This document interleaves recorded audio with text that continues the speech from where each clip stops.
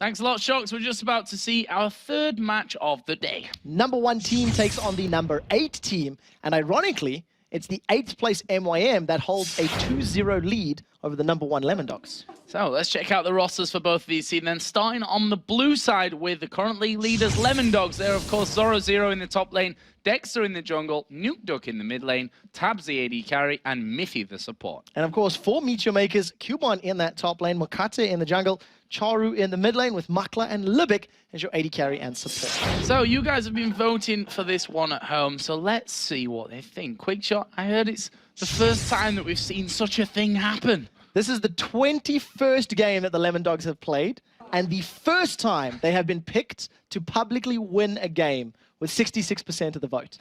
1 in 21. I'm not sure if it's a good or a bad thing if you're a Lemondogs player or fan in this one. They've won many a game where they were over 90 or 80% voted against them, so we'll have to see about that one. But of course, these two teams are on complete polar opposite ends of the table right now, but we already know how quickly a team's fortune can change when they put a few good results together and the standings are really this close. Lemondogs, of course, need this win to put a bit of distance between themselves and the rest of the teams if they're going to feel comfortable heading into the playoffs. This is Lemondogs' first chance to retain the title of the Summer Split leaders against a team that they have not beaten at all in any of the previous games.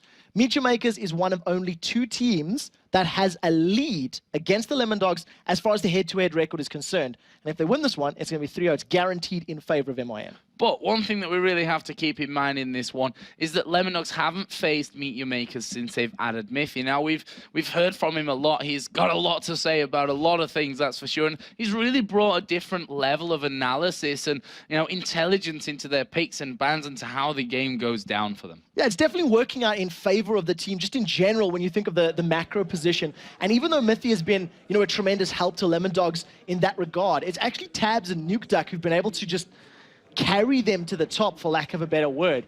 Nukeduck last week managed to pick up 13 kills, 5 assists for only 6 deaths, and Tabs, 15 to 12.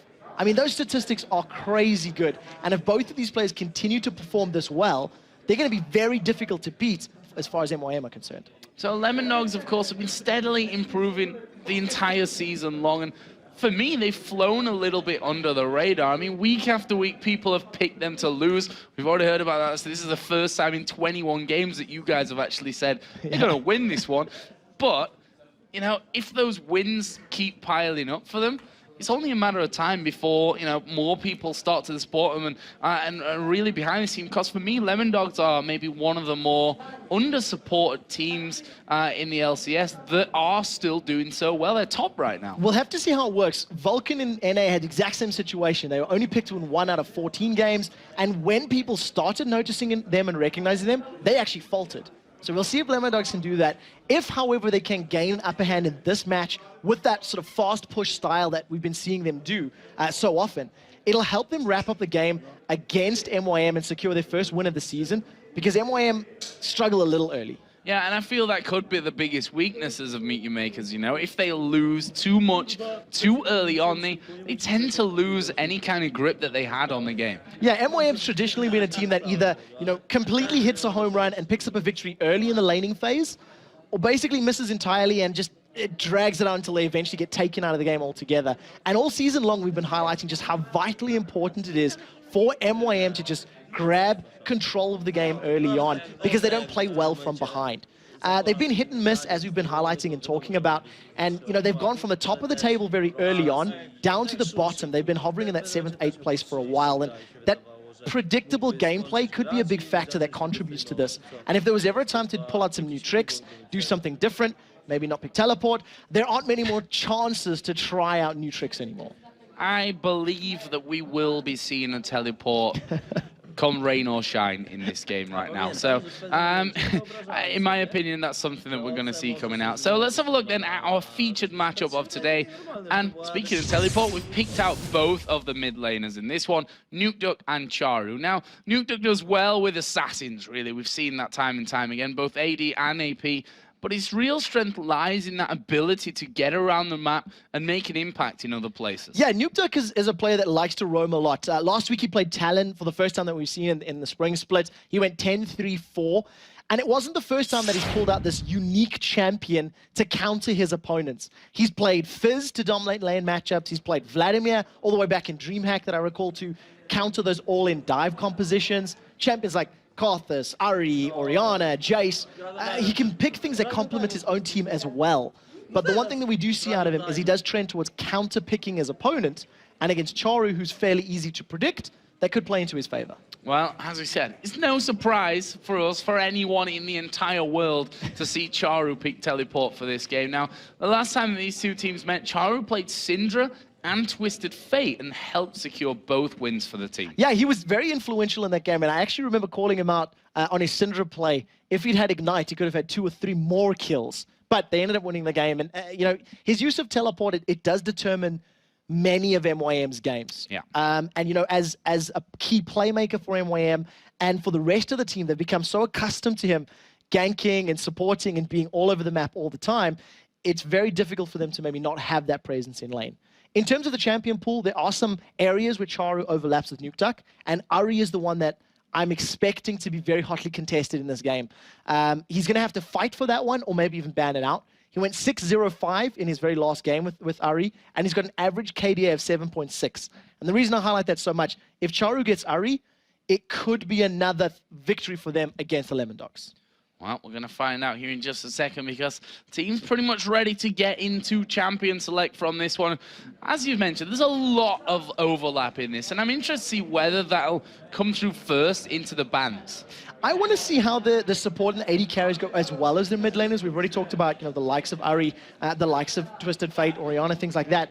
But you've also got Tabs and Makla, whose most played champions are identical. Vayne, Caitlyn, and Varus. So there's combat there. Both of the supports like to play Fiddlesticks. That's going to be another high priority pick. And I wonder if Lemondogs may even ban out a Zyra and first pick a Fiddle against MYM, who are on the purple team.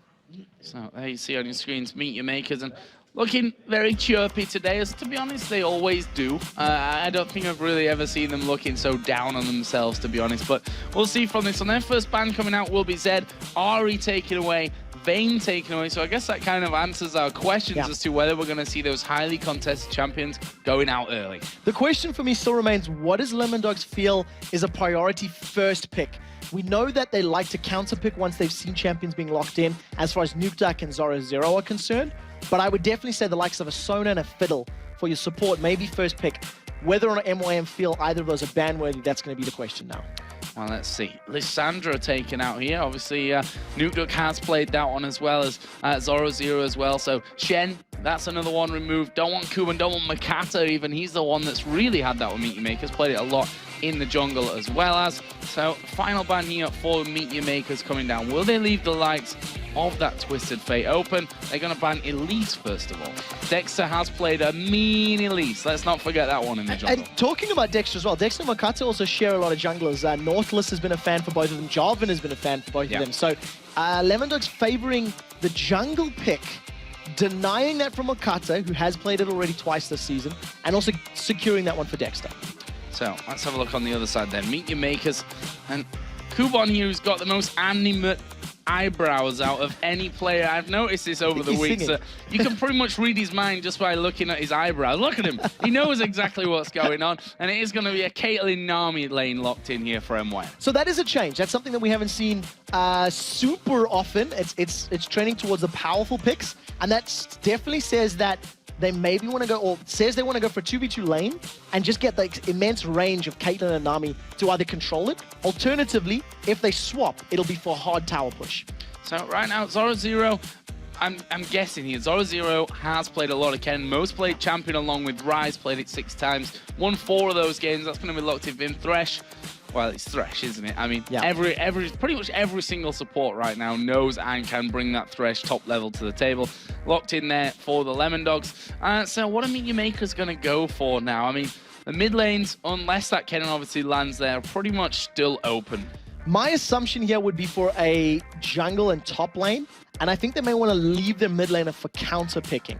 And I wouldn't be surprised to maybe even see a Rise could be a combo in there. It's something that we've seen Kuban playing a number of times. Maybe Nautilus jungle.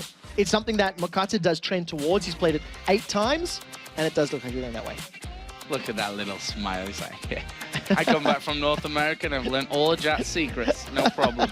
So, on a Lemondogs going to go with Kog'Maw. Now, that'd be an interesting one. Definitely not up there in Tabs' 3 biggest played, but Vayne was in there. Caitlyn's already been taken for him, so maybe they're looking for that late game dominance that they could get out of the Kog'Maw, and Twisted Fate being hovered over, but that's totally available to be countered here. So the thing I like about a Kog'Maw, if it does go that way, all right, we'll let them decide before I chat more. What you've got is a synergy between Cataclysm, Slicing Maelstrom, and the box for Thresh, Kennen, and Jarvan.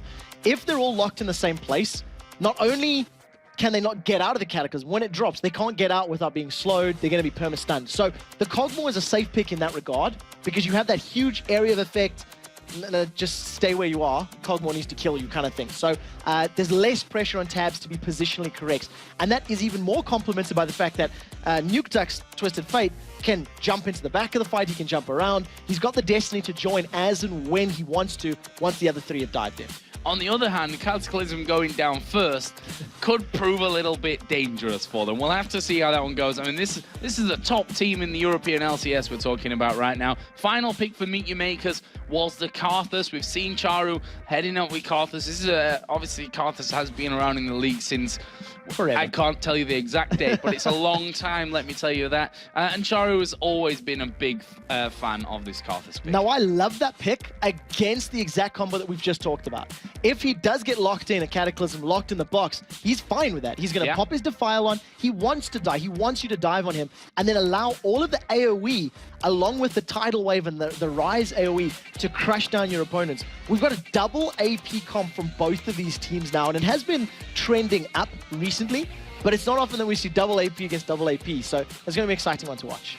Well, we're going to get into this one in a second. As you said, polar opposites in the table right now. Lemondogs in first, Meet Your Makers in last, but there's just not really that much difference between them. And someone actually asked me on Twitter, don't you ever get bored of talking about the standings? Now, normally, yes, I get incredibly bored by talking about the standings over and over again. In fact, I don't want to talk about them all usually, but right now, they are so ridiculously close that you have to talk about them. That's the entire story around the league right now. This is, these are teams that are fighting to be in the World Playoffs come the end of the year, or on the other hand, fighting to be in the LCS come Season 4. This is incredible on both ends of the scale that it is so close right now. If Meet Your Makers is able to secure a victory here, they're only 2 games away from tying up with Evil Geniuses as far as the 6th place is concerned and actually making it into a playoff spot. So it's 2 or 3 games that differentiate these teams right now. And MYM smiles across the board. They're looking pretty happy as far as they're concerned, and we'll have to see if they can make that count in-game. And I apologize for giving you the info on Kuban's eyebrows, because now you've seen them, you'll never unsee them. They are incredible things. So, here we go then in-game with Lemondogs versus Meet Your Makers. And let's talk again about level 1, because it's actually, we could just play what we said about level 1 in the last game here, the likes of the Thresh Hook and the Aqua Prison out of Na'Vi. I do feel like the MYM level 1 is going to be stronger if you do add into the account the Dredge Line and a Rune Prison. If they wanted to skill those abilities, it's going to be very powerful and lock people up. But I do think we're just going to see another slow start. MYM just getting some vision down, and you can see Lemondogs using that Demacian standard for vision. I'm going to just try maybe get some deep wards down. Kuban off to the bottom side of this one. Lemondogs are going in for this one, and well, see what they can do. They've, on the other side, they might have almost got 3 wards in a sense here that they can always get vision from that Karthus lay waste going through. And well, Lemondogs have gone through on towards a blue buff, and they're all going to recall. Because of how quickly they went, it was purely a warding excursion. They only wanted to travel around, get vision, and back off. The one thing that is interesting to note is that's a pink ward on the blue buff from Lemondogs. So MYM, they could counter pink this if they wanted to deny vision, and it does look like they've done that. Yep, taken away completely. Nice decision from Libic there to get that one down on a plate. Tribosh going to be checked there all empty. So there we go. And then we see Makata, most played champion up until now is his Nautilus. This will be his 9th time, won 3 games with it up until now. That could, of course, be 4 by the end of this one. So let's have a look at some early lane switches possibly coming in from this one. We see Cogmore and Thresh on the top side of the map here for Lemondogs, looking like they go top against Rise. So what we do see is that MYM, they did want to, have that straight-up matchup of the 2v2. The low-level advantage that Tidecaller's Blessing plus Caitlyn offers is so powerful against a Cogmore with no natural escapes. And Cog really needs some levels in that Bioarcane barrage before he's able to chunk you down and maybe pick up some kills. It does look like that Lemondogs, because they've got such great vision of on the bottom half of the map, they see Makata moving and they're going to steal the red buff. And Makata going straight over to the red here, already predicting that this one would go down as it has. Thanks to being a lot quicker in there, thanks to the help of Mithy to get things going. And that will be the end of that one. Makata's going to be taking that one away. And finally, he does see Libby coming in there and saying, guys, I could probably do with a little bit of help getting this one down. And that's exactly what will happen. So this little level 3-man tower dive is something that we do see from time to time, but it has fallen off in favor recently. You can see that Tabs is pushing the wave as quickly as possible. Dexter not wasting time. He's at least picking up the double golems. As you can see, Makata's stealing away the Wraith camp. I want to see whether or not Dexter's brave enough to make this dive under the tower. Well, I'm not sure about that one. I mean, the thing is, as we said before the game, Mithy has come into this team and become like the brain of the team almost. So wouldn't surprise me to see something pre-calculated like this one as Kuban actually comes in. Dexter stops the recall, goes off onto him, so Kuban's at least going to be denied experience and farm from this lane right now. But Meteor Maker's doing the same, as we are going to see the exhaust going on to Zoro. He's falling very low. Dredgeline actually connects. Final auto attack comes in. First blood for Meteor Makers and Makla. Very well played. Lipic took the tower aggression. He was taking all of those hits, surviving long enough. Makata only hit 1. Now they've got enough of a wave here to get this tower down. If you flick over to the top lane, you can see that Tabs as well as Mithy, they're just trying to deny CS from their opponents. Kuban still only level 2. He's backed away. The first tower's going to fall in favor of Lemondogs. Yeah, just trying to get rid of as much CS as they can. Charu and Nukeduck having a little bit of an altercation, and of course it is Nukeduck that's really putting down the pressure there. And in the end, first it went to Meteor Makers. They were a little bit quicker with that one, but Minions in the top lane will finish it off and bring us to 1-1. And look at this, it's almost a repeat of what we saw in the last game, with the duo lane being closer to Dragon, getting the tower down early and going in for that Dragon kill. They've got a numbers advantage here, which is going to play into their favor. The fact that they've got a tower and a kill in their name is definitely going to help them out.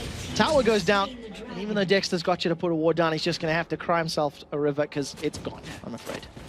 Yeah. Numbers advantage. Got me confused there. I was thinking along the lines of, well, yep, there's only one Dragon. My mind works in interesting ways sometimes, let's put it that way. As Nukeduck here got himself a bit of time alone after that Dragon was picked up. Karthus going home now, picking himself up that tier to get that one all stacking up nicely. Which, now, as we said before, just to reiterate that so you guys know exactly where we are in terms of patches, because of course on live you guys are a patch ahead of us at 3.10 now. That tier stacks slowly, but honestly with Karthus, you're going to be stacking constantly anyway. Yeah, very, very powerful. It continues stacking while your Defile is on, and along with any of those sort of toggleable spells, and it's just going to help him collect up as quickly as possible. We'll see whether or not he can match the Froggen level CS that was on Reddit a little while ago, 300 at 20 minutes. Currently he's falling behind, and Dex is going to look to interrupt that. If he gets a knock up here, Charu could be in trouble, but he does have a flash available. Here comes Dexter. And there is the flash straight away from Charu. Obviously got hovered over there as Lipic actually going very low here. The bubble actually missing, flashing. Tabs is going to pick up a kill. Nice comeback here from Lemondogs. Makla trying to put down pressure there, but as Tabs dives off into the brush, there's a lot of minions as well. Can't go too aggressive on that. And that will be a kill coming back for Lemondogs. Nicely done in that 2v2 scenario after Meteor Makers got the first blood there. And they didn't even use the exhaust from Mithy. So that was just a straight out death sentence and flay. Caught Lipic out of position, locked him up, and even though Lipic got the Aqua Prism down into Tabs, it wasn't enough time for him to get away safely. So a counter kill back, and that's going to put Tabs in a very good position to at least try and even up this item deficit. And the same goes for, what we talked about, a Vayne earlier on in the game, that ahead on CS, ahead in kills, or I say ahead in kills, but that's technically level right now. Tabs here, all he needs to do really is keep up with that of Caitlyn. If he's doing better, he's doing a fantastic job of things. As Mythic going to throw out the hook, not quite landing on Maklu, dodged that one nicely. So there is one thing that does play into MYM's favor the later this game goes, is that Cogmore with his Bio-Arcane Barrage is going to outrange anybody at max rank. But while that's on cooldown, that is Makla and Libic's opportunity to strike. So the key is timing it correctly. Wait, survive the Bio-Arcane, back away, and then re-engage once it times out, and you've got that superior range advantage. So, mid lane here. Let's take a little bit of a look at that one. As once again, Charu actually forced to back away. I say forced to back away. He's actually pretty full HP right now, so he just wanted to get in there, get himself another Doran's Blade. Doran's Boots, of course. And Doran's Boot? Doran's Ring. So it's because he bought boots at the same time. Come on, leave me alone. Doran's Boots picked up by Charu. In 3.10, you can only buy one pair of boots. So I think that's maybe where your mind was, thinking that way. We do see with that kill in advantage of Lemondogs, even though they're a dragon down, they're only 400 gold behind. In general, they're a little bit ahead as far as CS, and that Twisted Fate passive is definitely playing into their favor. Remember, the loaded dice change has not come into effect in this game. So globally, everybody's getting that +2 gold. Still coming in from that, and Charu gets himself a blue buff as well. Dexter now on the invade once again. Of course, he did take that first red buff away from Makata. The question is here is whether, no, Dexter obviously going to get this one, whether he can actually get the one in the bottom side of his jungle as well before Makata realizes. And Makata's actually coming up here, so Dexter should have that safe. Yeah, it should be a safe one, and the reason for that is it's riskier for Makata to invade the red buff because of the dual lane being down there. Dexter, with only a 1v1 or maybe even a 2v2 if the mid lane and top lane has come to play, it was a safer play or safer steal for him. Zoro Zero has only got a ward in that tri-bush, and he's very overextended. He's feeling extremely confident, and as soon as I say that, he decides to back away, because that was very deep for that top laner. Oh, that's could be trouble here for Makla. Actually, will use his flash to get away there, and Bubble lands onto Miffy, but he doesn't really care about that one. They'd already started to move away from him. Dexter is going to be getting that red buff from this one. He will be feeling very much pleased with himself at this stage, and that's going to give him level 6, and of course a Cataclysm as well. We'll see if he brings that one into play here shortly. That was well played there by Mithy. He was hiding around the corner of the wall, just a little bit out of sight, and just that slightly awkward positioning meant that Makla did get hooked. Flash is not available for Charu, and with that Cataclysm available, if Dexter decides to go in to gank that mid lane, it could actually result in a kill for him. Well, Dexter actually did start to come up there to have a look, and Charu says, nope, gonna farm under my turret and head back towards my race and let Twisted Fate push out that lane, because I do not want to get caught in that. Meteor Maker's also replying by bringing the AD carry and support up to this middle lane. Makla taking away all that farm there from under Charu's nose, which I'm sure not going to be super happy about, but at the end of the day, he's still getting the experience in there as well, and they may look to do something on the turret here right now. There's 4 men going to be there in a second for MYM. Problem is that Lemondogs are only 1 man behind. This is very similar to what we've seen Ultimate do in the previous game. Dragon is about to respawn. MYM stack up the numbers to try and put damage and focus onto a tower, and then they'll look to maybe roll around towards that dragon. We'll see if the group is going to head down that way, as Cubon looks like he's coming down as well, so we can expect a fight there soon. Yeah, Meteor Makers, they want this one. We saw them getting it early, but will Lemondogs let this one go? That's the question that we're going to see from this. Pink ward's down. Makata just trundling on through the backside of the jungle here. They've got a pink ward in the tri-bush as well, so they can clear out on that front. I know there's at least 3 of them there, and you can see that Lemondogs actually edging their entire team down as well. So they're going to be a little bit careful. That's a lot of good damage onto Dexter, which makes his, Cataclysm attack or potential invades a lot less scary. But there is a Lantern available and a Flash, so you can see those EQ, Smite, Steal, Lantern, Escape combos coming in. As MYM, they're trying to set up a fight. They have pulled the Dragon, and it went for a little bit of a walk. Not quite landing. There's one thing that we also often underestimate from the Kog'Maw, the fact that he can get that vision at long range, throwing his ultimate down into that as well. So we'll see if that tends to play any kind of part into things. Right now, kind of see a bit of a dance. So the Dragon Dance is on, and it looks like MYM are going to give a little bit of position away. This is something that happens all the time. The team on the red side tries to bait the blue team in, and all of a sudden they just apply damage to the tower. So Lemondogs shifting their focus, saying, well, if you get a Dragon, we get a tower. Towers don't respawn. Sorry, they're just zipping away on the top side, saying, nope, you're not going to catch me up. And actually, Twisted Fate headed to the top now. Of course, Lemondogs does have Destiny available to come back down. The problem that he has is that if he hits the top lane, he's not got the range to join the fight straight away at this point of things. So Meteormaker's gonna, with that, start things off. Cogmol's down at the bottom lane, as well as the hook will land here on towards Makata. That's not gonna scare them. Both junglers here do have the smite available. Makata gonna get that one down, and that will be a nice second Dragon pickup of the game for MYM. Not 100% sure what Lemondogs were thinking when they did that. Cogmol went down to farm the bottom lane. You pointed out that Nukeduck was going top. He did reveal himself a tiny bit, and then immediately tried to come back down. Now they've got a little bit of an HP advantage in this mid lane. The flash Rune Prison! Oh, Mythy gonna be in all kinds of trouble from this. Charu actually picking up the kill there in the end, and that's the thing, Rune Prison, you get dredge lined in there, then you get knocked up by the bubble, then the tidal waves coming over. That is a lot of time spent doing absolutely nothing, not being able to react, and now Meteormakers might be able to put down some good pressure on the middle turret as well. Oh, Dredgeline just misses Zora Zero and pulls Makate forward. Bubble doesn't land though. And the one thing that worked in MYM's favor is that they didn't hesitate. It's something that we've seen them do a lot of times in the past, that if they're even, they play passively. They do tend to sit on their back legs a little bit and just wait for things to happen. That definitely wasn't the case.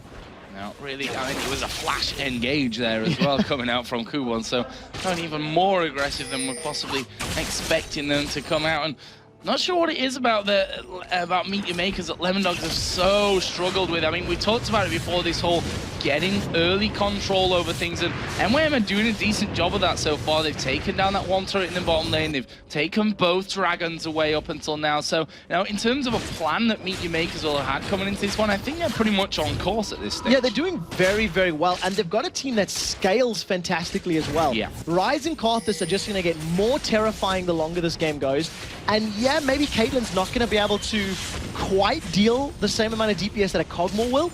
She's going to have higher sustained range, which makes her safer against a Cataclysm, against a Kennen throwing himself in there with Slicing Maelstrom. So that's going to definitely play into their favor as long as they don't get caught out. That's the key. And the key to not being caught out is getting map control, which means I think they're going to focus either the top or the middle tower down for these next couple of minutes.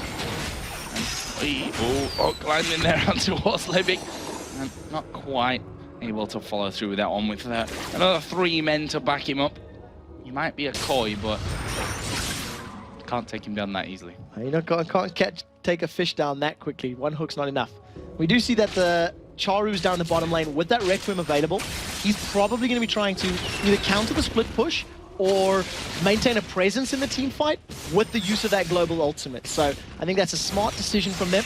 He's actually decided to back away, farm up that Wraith camp, and he's doing pretty well. The numbers are actually very close across the board, with the exception of Kubon, who is a little bit behind his opponent, Zora Zero. Nice Levick. Wants to stamp his ward authority on this game there, just sticking down that second pink ward, as we should say, in the middle lane, just to make sure that they got full, complete vision control of the area where both turrets are up anyway, and the minions are still streaming in. Slightly strange for me to really go for that one at this point of things, but whatever. How am I to question what Levick's thinking from this? Another hook comes out, Dredge like almost connecting there on towards Mythy as well. And one thing that we didn't really touch on here, as I wanted to before the last fight came in, is, you know, the whole counter engage. We talked about Lemondogs as complete pilot on, go in there composition, but on Meteormaker's side, you know, you've got the depth charge from Makata, which is in a line going to knock people up. You've got that tidal wave coming straight out of there with the bubble as well. You've got Ryze, who's able to lock one down, as we'll see Destiny pop to your Nukeduck, I think, just trying to get out of any harm's reach. Nukeduck got very afraid there. As soon as Kubon was approaching him so confidently, Nukeduck thought there was more people coming in, so he was prepping that Destiny, trying to get away, you know, waiting for the Rune Prison and then going to time the ability afterwards. Nevertheless, the cooldown is down. They get the slow onto tabs, manages to get the lantern away. And you can see MYM, they're still keeping up this focus in the mid lane. Is Charu's caught? Oh, he is caught here as we are going to see him flash. Actually caught inside of the Cataclysm. He's going to go down from that one. A great pull in from Lemondogs, and that's what they're going to be relying on to get things started off here, is to just single out that one target and just dive on top of him before they get to that real powerful stage where it's literally all pile on.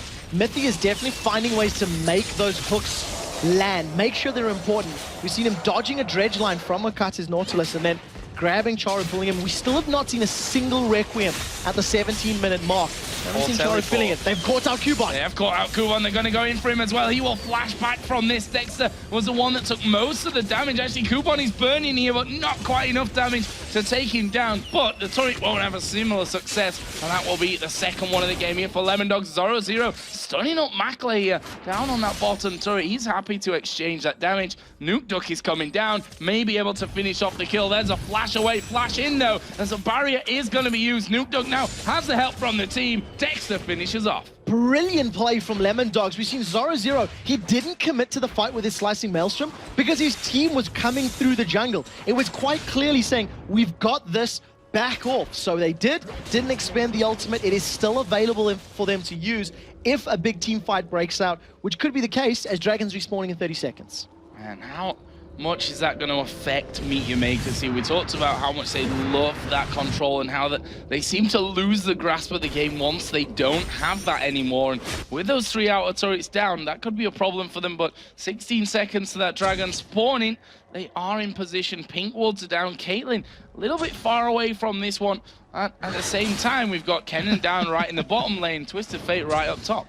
So the one thing that does play in their favor is that Charu on Karthus shreds single targets very, very quickly. Those little skittles that keep dropping deal a lot of damage. Dragon has just spawned and dropped it down to half already. Caitlyn is in range and Destiny is available for Nuke Duck in a couple seconds time. We might see a steal from Dexter. Well, he tried to get in there, but Makata bang on the mark there with that smite as Mithy got caught by the wall of pain, but they hook in Charu once again. Are they going to go for it? Yes, they are. Depth Charge comes out. There's Cataclysm down. He will flash away as there is the Requiem. First time in the game that we've seen it come in, and Charu actually managing to get Dexter there right at the very end. That'll be a 1-for-1 plus the Dragon as well. MYM will be happy there. Yeah, overall trade that definitely trends in favor of MYM, just getting that additional gold. They also secure their blue buff on the way out, and because Lemondogs were dropped so low from that fight, they don't want to keep attacking in this mid lane, so they're able to defend the tower as well. It was a questionable engage, and MYM got caught. It was the second time Charu's been hooked there by Mithy. He really needs to be a little bit more aware of his positioning to avoid that from continuing to happen. Well, his first time Requiem, you can correct me if I'm wrong, I don't think we've seen a teleport now at all. Maybe one that was used earlier to get him back into lane, but I don't even think that was the case. He's certainly not made that much of an impact with him as well, but he has in the past gone this way as well and just used it in that late game stage to be really making an impact. But we'll have to see if he can actually really do that with the Karthus. Yeah, and he did the exact same thing against Lemondogs when he was playing Syndra. He held onto his teleport. Now, admittedly, he was winning his lane against Nuke Duck pretty convincingly, and he just didn't need it or didn't use it at all. I think he used it to move into lane once throughout the course of the game. And it's just that Charu needs to get more deep wards. So you can see there's some in and around the red buff area of Lemondogs. And if there is more vision on the Lemondogs side, that's when the opportunities to teleport in from behind, combo it with their solo laners, can work in their favor. There's that next red buff going down. Only the first one, and I say the first one really, that was of course Makata stealing away the red buff from the other side. It's the single one that they've managed to pick up in this game until this 20-minute mark that we've actually hit here. Still super close though in terms of the gold, thanks to those Dragons. Yeah, a couple of wards difference. That's what separates these two teams right now. And I think that MYM are going to now stack and start pushing the top lane. The way that they continue to focus the mid lane tower for the last sort of 5 or so minutes, I think they want to try and get that last outer tower down in the top lane and then start to take some more map control down. So we'll see if they can put themselves in a position when they're not being forced back by the Lemondogs stack. Well, MYM with the Oracle on Libic, just trying to get that vision back there, as mentioned earlier on. So see what happens with that one. Charu actually probably had a bit of a heart attack there when he saw them coming around the corner for him, and then just realized, all right, there's only 2 of them. They're not going for me just yet. They're just doing their general rounds at this point by the looks of it. Nuduk is just waiting at this stage, so whether he's going to be thinking about getting in there with Destiny or just waiting for that wave to push back his way and get a bit of extra gold before he goes on remains to be seen. I think Nukeduk's going to be sticking to the split push strat. He's picked up a Lich Bane first, which is going to allow him to move faster, clear waves a little quicker, more importantly, put more damage to towers. And the fact that Charu's got teleport up and has been spending so much time in this bottom lane solo, I also think that's part of the reasoning for that. Keep control of Karthus. Both of you have got this sort of teleport global presence, and you can see the rest of MYM feeling like they weren't under pressure. They tried to get some positional in that top lane. Yeah, well, look at Lemondogs here, very aggressive, actually going towards this middle turret now. We are going to see Destiny coming out there on towards Charu. Let's get hit there by the Wall of Pain, but the rest of Lemondogs are in there. That turret already down to half HP. Meteor Makers have to fight or lose. So they do manage to... Not the game. Let me point that out. They've lost minions for the time being, and MYM, they missed their opportunity to get into lane. Tower goes down without any form of contention from MYM. They tried to take a tower in the top lane, backed off, ended up losing a tower in reply, and this is going to make them play more defensively and much slower, as we've seen them do all season long. And look at that, Twisted Fate again down towards this bottom side. MYM starting to close in a little bit further. They're gonna try and hook on to someone like Zoro0, who there's no, they just continue to back away from it. And now 4 men from MYM in middle. Difference this time around is that Lemondogs have at least 3, with a 4th coming into that mid lane to stop the next turret going down. And we'll see if Libby can get the on-hit slow onto Zoro0. He does have his flash though, and that was a massive chunk onto Libic. This is now all of a sudden put the pressure on them to back off. Bubble gets sidestepped. Lemondogs may want to pick a fight here. Libic going so low from pretty much nothing that he could have done anything about there. Everything really stacking up nicely for the Lemondogs. Charu has now finally pushed that bottom lane back past the halfway point, and surprisingly enough, Nukeduk's going straight back down there to push it back in. They're going to be doing that the entire time, and I wonder if MYM are going to put the brakes on until an Aegis of the Legion is picked up. The magic damage that's going to be coming down from Kennen, Twisted Fates, and Kog'Maw is going to be very difficult to deal with, and because there's an Aegis in Dexter's back pocket to help mitigate that magic damage from the Rise and the Karthus combo on MYM, I feel like that's probably going to be their focus for the time being. Get that universal MR up, and then look to pick a fight. So a bit of a slower period in this game, as well, since we are so close, and since both of these teams need a win technically, even though they're at opposite ends of the table, it's, as I said, very strange right now to talk about the whole standings thing and what have you. Then it's no real surprise that we're seeing things being a little slower in pretty much all the games that we've had up until now today. We started off certainly very slow and then started to move forward a little quicker. We do have Dragon coming up here in just a little while, and Meteor Maker's actually not in position for this one this time around. Middy was thinking about that. He's got an Oracle Zone. He gets locked up in place, and here goes MYM. Yeah, taking a lot of damage through from that one, but look at this. Teleport actually is now coming down from Charu. Libic again takes a lot of damage, flashes away from Kog'Maw's ultimate, but Lemondogs not done with this one just yet. There is a Cataclysm coming in. Zoro0 off to the side, and there is the kill for Dexter. Wow, Requiem coming down here just to push them away. Actually, Thresh was very, very low.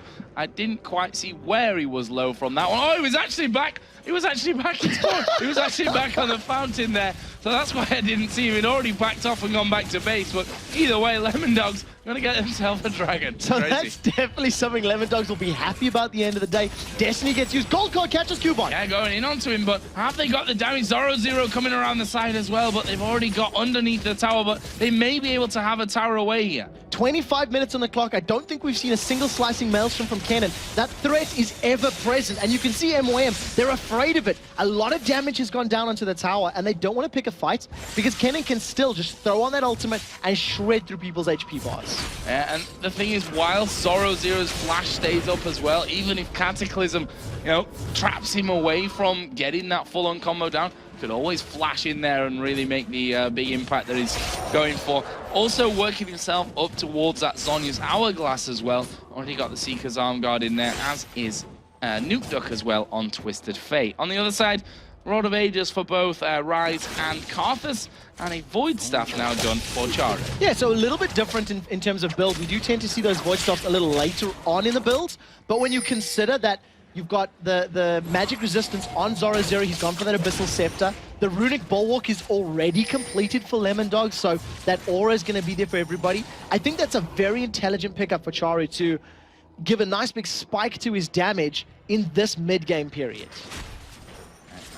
They're a little bit slower to get up to that Runic Bulwark, which both teams unsurprisingly going to have here, since we have double AP combo on both sides of things.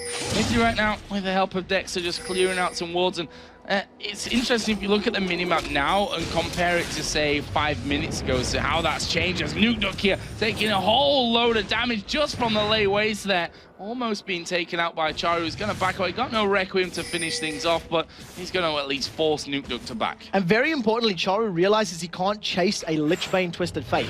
The movement speed difference is too big, so once that Wall of Pain slowhead worn off, Charu immediately backs away. That also makes Nukeduck very wary now, so the next time they're going to be split pushing 1v1, Nukeduck will be less inclined to pick a fight.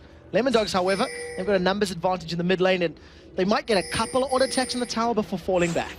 Yeah, look at that. That's a decision-making again coming out for Lemondogs. You see Charu and Kubon in that top lane there, and they say, well, they're up there. Let's move back from this one. No teleport on. Zoro0 has got minions with him in his bottom lane, and he's not quite going to be able to take it down, but doing decent damage to it. And that inner turret down there is definitely not healthy. Lemondogs pinging it. They're going to go for it. Lemondogs have got the full 5-man team in this bottom lane. If a hook lands, you could expect him to tower dive. They've got a lot of good damage that can go down. You see them backing away. It's actually MYM that commits. Yeah, Charu going in there, and look at that Cataclysm holding him in place. We do see Requiem coming out. They're not going to kill on towards Nukeduck, but the rest of the team able to walk off. You're 1-for-1, both mid laners going down. So it does play into into Lemondogs' favor, because they managed to get that tower so extremely low. It's down to 42 hit points. So a warm breath of air is just going to knock out one over. The next time either of those lanes split push, what you do see is they're trying to use this Kog'Maw as bait. Dexter and Mithy hanging around the side. If the death sentence lands, someone's going to be in trouble. If they step up for just a second, there's no vision for Lemondogs there. So if you manage to back away, that's a tiny bit late. Yeah. A little bit. Just a tiny bit, though. I mean, as you said, no vision of it, so well, it's easy for us to say when we can see everything. Say, oh my god, why don't you just throw it in there a little bit earlier, you know, as if you can read minds and stuff, but it's not quite the case here today. So let's have a look at the overall picture, because we're almost approaching that 30-minute mark. 6-5 in kills, 4-2 in turrets, both in favor of Lemondogs. The gold reflecting that as well, but it's only a 1,500 difference. Okay, so it's 1,500 gold difference. And that's actually pretty good for MYM, considering there's a Twisted Fate for Lemondogs.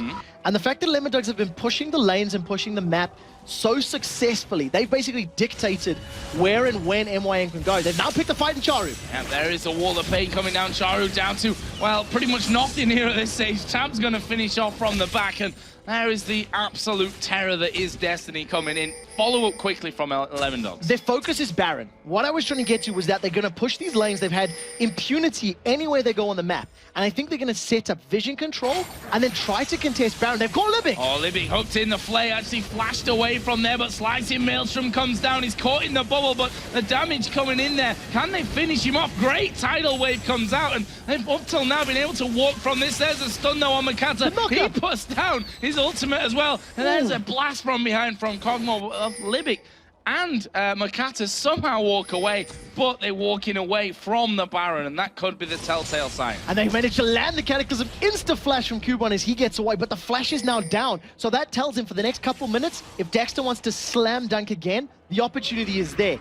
Rinse and repeat. Lemondogs will set up wards, clear the vision, and do that again in the next couple of minutes. So, wards down.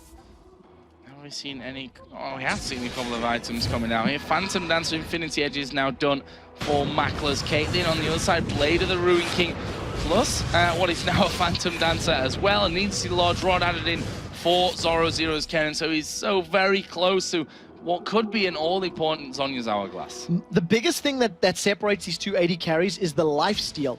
Makla's only running 4% from his runes and masteries, and he's got no itemization as far as lifesteal is concerned. Whereas Kog'Maw has got 21%. So if any of these fights get drawn out or extended, it's going to be Tabs that's in the power position, because he'll sustain through some of that damage as long as Kubon and Charu are not directly on top of him, bursting him down. And they've caught Makate. They got the hook, but is that the target they want? Dexter actually going in there, and he's going to have to get out of this one. Uses the lantern for the quick escape. Not quite what they were expecting there, Lemondogs, I think, when they threw that Thresh hook down. Yeah, a little bit of miscommunication. You could see that once Mithy landed, he backed away, and Dexter thought, hey, that's great, I'll go in.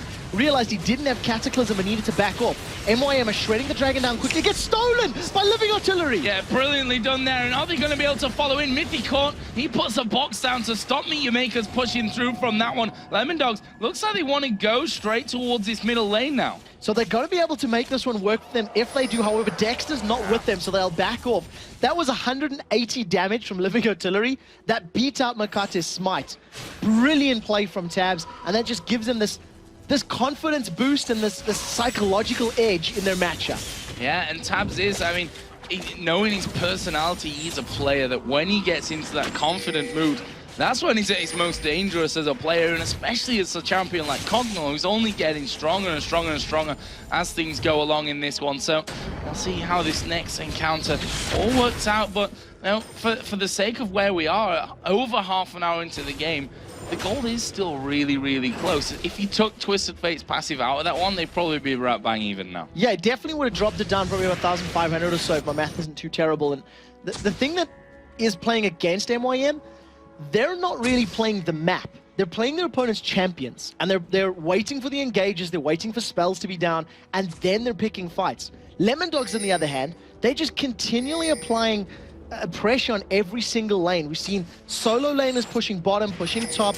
They've been warding, they've used Baron as bait, and in general, Lemondogs just seem to be setting the tempo. If Mithy gets a good hook, this is an all-in from Lemondogs. Well, that's what they were looking for as he gets hit there with that lay waste. He decides to back off. Wall of Pain coming down. Newton says, no, thank you. I'm going to get away from this. Actually flashing away there from Kubo, but they're still going to go in. Makata going very low. There's a Cataclysm coming down. Tidal Wave comes around the side. Lemondogs, are they going in or are they going out? They're not really decided by the looks of it. Half in, half out. They finish off another one, though, and that will be a 2-for-1. And Destiny's coming down now as well from Nuke. He pulls out the stun card. They're going to try and close in. There's the Caitlyn trap, which I'm not sure really, or the second one, wanted to stand on from that one, but they've got the kills and they might be able to put some pressure in that mid lane now. So an exit kill into Libic at least sets Lemondogs up for the team fight win, 1v2. They're tanking up the tower, but if Zoro Zero goes low, Requiem is still available, and you can see he realized that and said, well, I don't want to be tanking that for too long.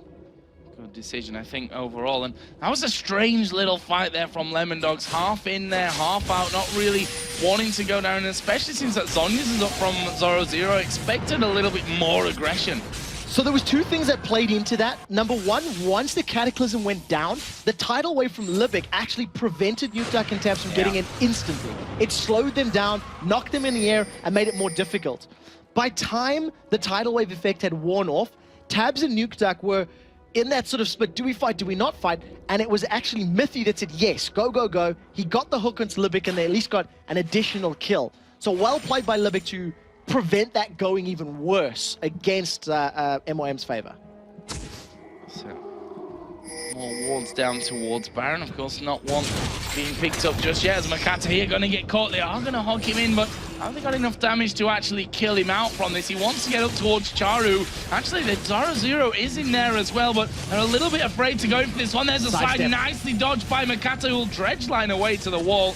And Dexter actually came back through there thanks to the lantern. No fight. That's going to be one of the classiest escapes I think I've ever seen. Makata just casually saunters away, sidesteps the knock-up from Jarvan, and manages to get out. They finally get the tower down. The third of the game for MYM, and they still keep this game incredibly, incredibly close. One team fight win, convincingly, will result in a Baron for either team.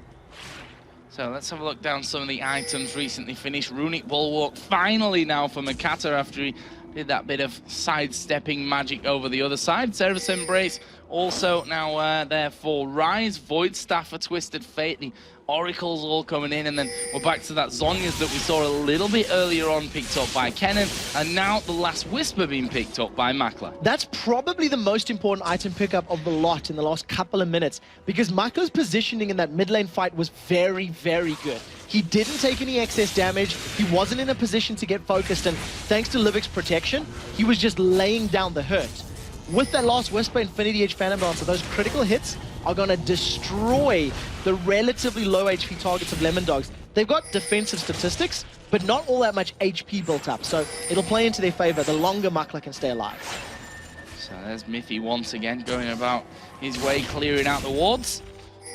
And he's going to go towards red buff as well to make sure that that is completely empty. And that means that they've got, you know, deep ward coverage to spot Meteor Makers coming anywhere near a Baron if they do decide to start it off. But MYM coming straight from that lane side. He's going to walk straight in here towards Nukeduck, and there's a finisher. Zoro gets it with a shuriken at the end. Libic is just shredded. They managed to catch Makla. That's bad news. Hook coming down onto the AD carry. Charu is going low as well. He's going to die without doing anything in that one. Finished off by Zoro.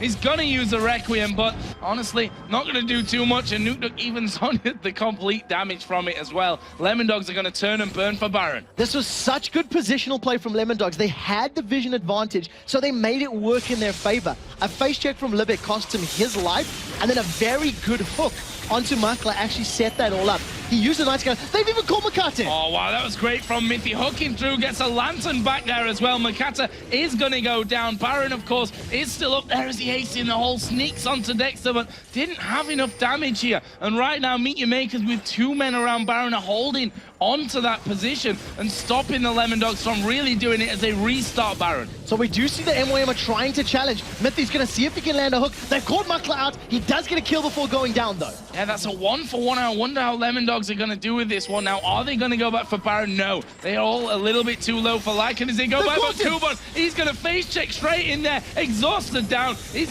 going to get finished off here finally as a tidal wave comes in as well. That will slow them down going home, but they will be able to escape that one. And crazy stuff here around the Baron, kill for kill almost. Important thing for MYM was they didn't allow Lemondogs that Baron. Yes, that's the most important thing. They denied the Baron, but they did give away 2 or 3 more kills that they should not have done so. This is one thing that you cannot be doing in this matchup, is face checking at this level of the game, especially against a Thresh who has just hit so many crucial hooks. I would go so far as to say I don't think Mithy's missed more than 1 or 2 hooks this entire game. When he's needed to land it, he has. And it's basically playing into their favor. Cogmore's 6-0-7. That's a scary thing. That's scary. That's a very, very scary thing here for Meteor Makers. I mean, how are they going to stop that with the protection that he's going to have coming in? I mean, we've got both AP champions there. The Kennen and the Twisted Fate now have got. That's Onya's Hourglass in there. The Void Staff's now being added in as well for Nukeduck a little bit earlier on. Kennen's got another needlessly large rod along with that Abyssal Scepter, along with the Haunting guys from earlier on. So it's going to be hard for them to stop Tabs. And, well, you see it in his scoreline, they've not been able to do it yet. Yeah, one of the things I also want to highlight about Nukeduck's build that's really playing into his favor is he's picked up those alacrity enhancements on his boots. So not only has he got the movement speed from the Lichbane, he's even running quicker thanks to that enhancement, which just allows him to stay out of range of the Wall of Pain, stay out of range of the relatively short range Rise, and just keep himself at a safe position, continually throwing gold cards down and wild cards. Right now, Lemondogs realizing they no longer need the bait of Baron to win team fights. They're just going to man mode it up down this mid lane. Well, or not. Half man mode. We'll go with that one from there. I say, go halfway and like, nah, you know what, guys? Not feeling too comfortable with that one because the bottom lane right now is being pushed out somewhat. So we should probably think about getting rid of that. On the other hand, Baron's up and MYM are in the middle of the map, so they've got to make the right decision here. Yeah, I definitely think the bottom lane's probably what made them say, okay, we want to do this. Ah, damn it, like we've got to deal with this bottom lane because it was a massive wave. So they sent Nukeduck, who can respond quickly. He's got the quickest movement speed out of the whole team thus far, and he's going to be able to get in there quickly. Destiny is available. He's thrown it down so they can see MYM. MYM wisely back away. Look for Mithy to land a hook. That will be their go signal. Makla actually keeping the Baron tagged up there and took a lot of damage for his thanks from that one. And Lemondogs trying to keep MYM around Baron, but at the same time, Nukeduck is pushing through. He doesn't have Destiny, Charu's teleporting mid. So Charu just teleports. He's got home guard boots on. He's coming in behind Cogmore. And there we go. Ultimate coming in. And look at Lemondogs. They're having to run towards Meet Your Maker's base as a tidal wave comes around. There's a 3-man cataclysm coming in as Charu is now very low. He's going to be finished off as Libic goes down. Zoro going to be using the Zhonya's. He will die as the Requiem comes down. Nukeduck managing to Zhonya's the entire damage from that one. But they're completely outpositioned here. Ace in the hole goes through. Nukeduck takes that one and Meet Your Makers have defended it. So well played by Meet Your Makers. They used the teleport probably for the first effective time this game. Charu using that home guard movement speed boost to come in behind. They got a 2-for-2 trade, but they did lose the inhibitor turret. So good play from Nukeduck to get enough damage down to take that out. And it just means that if Lemondogs make the same play again, it'll be an inhibitor that gets down, taken down for them. So we go back to a more passive, let's get everything out of the jungle, see what we can buy up for the next time that we're going to dance around by that Baron. And we see a Rabadon's Death Cap for Kennen, Spirit of the Spectral Wraith as well for Rise. Now that is a massive pickup. Cubon's Rise, he's got his Spirit Visage completed, Magic Resist plus bonus from regenerative effects. You've then got the Spirit of the Spectral Wraith, which is going to give him Spell Vamp. On top of the Spell Vamp he gains from his ultimate, which means as long as he's continually casting spells, he's going to be practically unkillable in these team fights. So that means the onus is on Cubon to be in a good position to make these fights work for MYM. Positioning certainly is going to be a massive thing coming in. And is Baron going to get started off? Yes, it is. Tab starts hammering away on that one. Meet Your Makers don't have Charu anywhere near, and he's got no teleport. He used that in that last fight. That could be the key thing from this one. It's a 5v4 as Mithy gets the hook into one. Makata gets hit there by Dex, who's going to want to make sure that Baron is keep going down. Yeah, 2,700 it's on. Kubon getting caught from this one. Lemondogs, though, back away, and they've held it up here long enough, Meet Your Makers, and the Baron didn't reset. No, here comes Destiny, it's in. There's a massive fight. Here we go, Dexter right into the middle of them. Tabs is going to get hit by the death charge, but Makata has fallen very low. He's still alive, though, somehow. Dredgeline his way away from that one. Charu right on the top of them as well. Where is the Requiem? It's not off cooldown. There is Ace in the hole going through. Zoro tanks that one up for Tabs, and that will be, in the end, a big brawl, but only a 2-for-1. 2-for-1 fight, which MYM came out ahead. Again, this is going to give them a lot of confidence, and Libic is the man of the match as far as that fight is concerned. His tidal wave completely reset Lemondogs' engagement, and because Zoro didn't have flash available, he wasn't able to get in range to use Slicing Maelstrom. The one thing that didn't work in their favor, Cubon got melted by Tabs' Cogmore. Cubon needs to avoid Cog and hit everyone else if he wants to stay alive in team fights. Never-ending Baron dance is what we're seeing from this one, and well, as we said before, no team wants to make a mistake, and if they realize they're making a mistake, they back off, as we are going to see the speed coming out there for Makata. Actually going to get the grab on towards Zoro. He gets tied up, uses the Zhonya's though. Will he be able to turn around? Makata is being shredded down and finished off there by Zoro. Libic trying to run away. There's a stun card Urtaku with the wild card. Caught Libic at the back as well, and that is 3 kills, a 50-second spawn time, a 1-minute spawn time here for Kubon. The possibility to finish is here for Lemondogs. They have all 5 members up. They've even managed to catch Makla out. He's just going to get melted by Nukeduck as he secures himself yet another kill. Inhibitor is down, and the pressure is on Charu to somehow defend. Can he survive? No, he can't. He's going down from this one. Double kill actually coming out from Nukeduck in the end. The Requiem will fall, but there's the Zhonya's. He will avoid all that damage coming in, and Lemondogs are going to push off. 20 seconds for Makata and Libic to come back into the game, but they're not going to get into this one quick enough, and the Lemondogs are finally going to beat their MYM curse, win this game, and bring it back to 2-1, and more importantly, stay top of the league. For the first time this split, they secure that victory. They advance themselves into first place, holding on to that lead with now a little bit of a buffer. They've got 1 extra game between themselves and second place. And Tabs, 6-0-14 Cogmore. We were unsure about the pick of someone we haven't seen too much of, and wow, did he make it work. And they look almost as if they've lost from this one. That's the concentration on Lemondogs right now. They know that a win here against Meet Your Makers in the grand scheme of things helps, but it's not the be-all and end-all, and that they've got to stay focused. At the end of the day, we've we've got a long day not only today, it's a long weekend with 12 games overall, so there's still work to be done for the Lemondogs, but as you said, that gives them that buffer now at the top. The question is, how will everyone else react to this play? Seeing that Cosmo, seeing the decision-making, and honestly, seeing Miffy land those hooks time and time and time again. He stood up at the end, and you could just see the focus on his face. Happy with the game, and they played well. They deserved that victory. The decision-making was good. Their team fighting was good. But it was really, really close as well. I mean, if we look to that Baron was pretty much 20 minutes of the game there. That dance around Baron, the back and forth, the repositioning that really brought about. It was such a close thing where it was 2 kills here, then okay, we're gonna re-engage. We've just lost 2, so let's get away. And then they all backed off, and then they came back in. We saw Charu using his teleport to come around the back and secure a couple of kills, which they couldn't then push with, and they couldn't take Baron with, so it went back to square one, and that's how it went for a lot of that. We needed those plays earlier from Meet Your Makers. We needed the teleports coming in to get behind their opponents, to actually get into a position to challenge the Lemondogs more frequently, because they were responding and reacting to Lemondogs' moves as opposed to making plays and putting themselves in a position to take objectives themselves. It took them, what, 37 minutes to get all 3 outer towers down? They really wanted it. They kept saying, hey, we want your mid tower, we want your top tower. And they just couldn't find a way to do it without running the risk of losing their own towers in reply. So where does that leave Meet Your Makers now? I mean, this wasn't a one-sided rollover victory. This was a close game where I think Meet Your Makers can definitely take a lot of positives. Probably themselves especially going to take a lot of negatives from it as well and look to build on that in the future. But time's running out for them now. They're 8-13, which will put them tied with SK Gaming, who are also 8-13 at the bottom of the table there. The direct opposites, Lemondogs, who are now 13-8. And Lemondogs have got a 2-game buffer over second place, thankfully.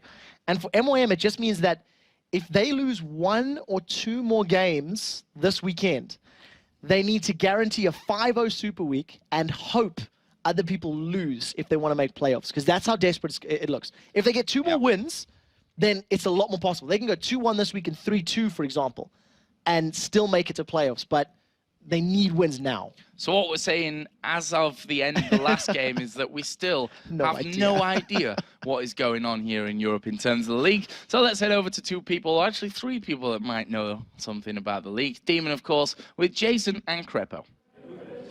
Thank you very much, Joe and Trevor. What we do know is that Lemondogs are sitting pretty at the top of the league right now. Let's first of all talk about how the picks and bans went, because they picked some interesting champions, and more importantly, the duo lanes that we wanted to compare out. The 2v1s that they chose to go with. Yeah, on one side you had a Fresh and a Kog'Maw, on the other side Caitlyn and Nami.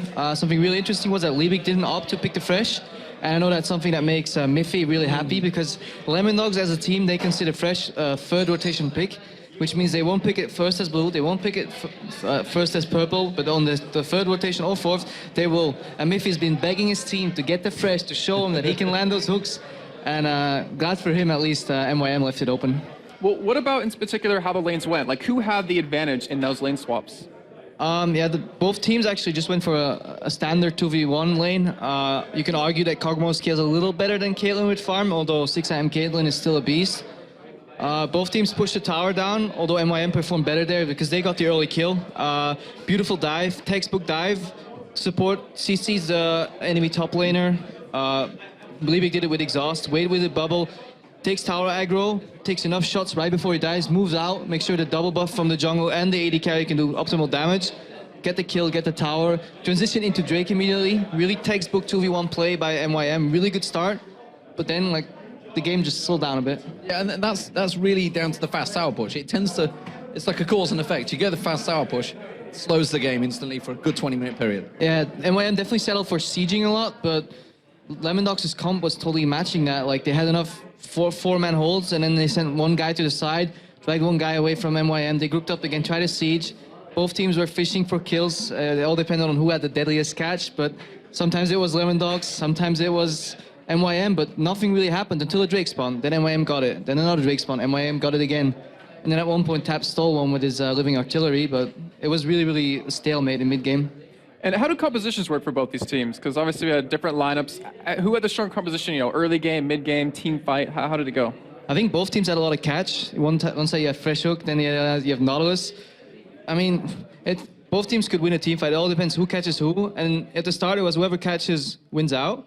But in the late game, whoever caught somebody actually got turned around. You saw it catch one, but no, there's Carter's comes a wall in your face, defiles. I think what Lemondogs did really well is when you play against the Carters, you try to CC him, kill him, and then jump out, disengage, because you let the Requiem hit, and then see if you're healthy enough to fight or not. And they did that really well.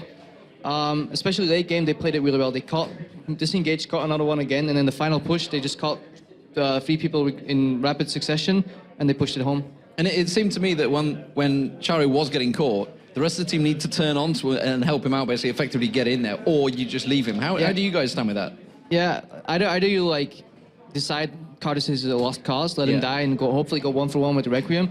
I think a few occasions MYM could have actually turned around. When Cartus gets caught, if he can get a wall up right before he dies, does a few late wastes, and then channels the Requiem when he's dead, and your team is constantly hitting on the guys running away that are trying to disengage, you can still win the team fights.